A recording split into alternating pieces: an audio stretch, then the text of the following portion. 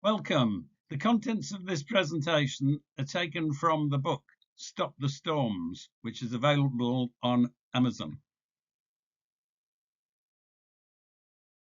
Caution, there are flashing images in this presentation.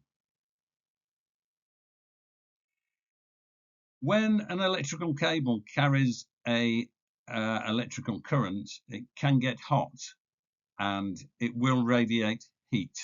And this heat is radiated as infrared radiation.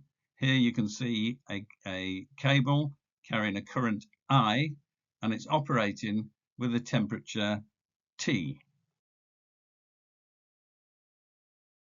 Overhead cables emit infrared radiation. It's invisible to the human eye, but it has a serious impact on our environment.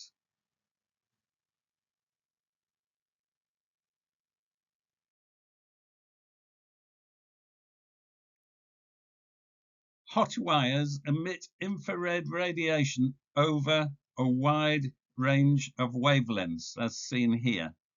The peak wavelength emitted can be calculated from Vane's displacement law, which says lambda max, the wavelength of the highest energy emission, times T, the temperature measured in Kelvin, equals Vane's constant.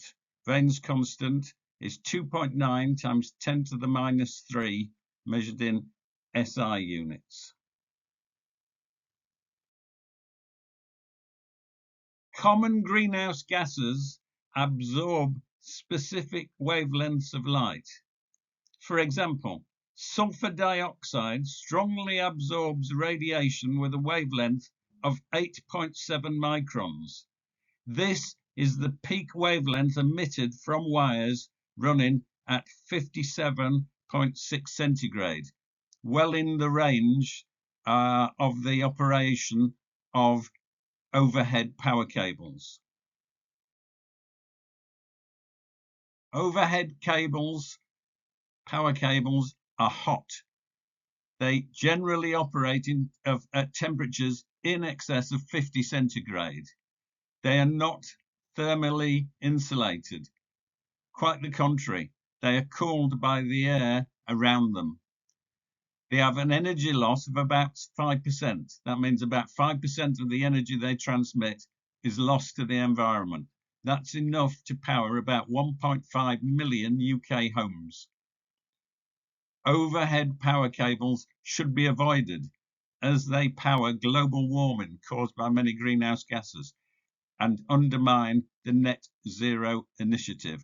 There are much better options available, including underground power cables, which are properly thermally insulated. If you want more details, they're available in the book Stop the Storms, available on Amazon. Thank you very much.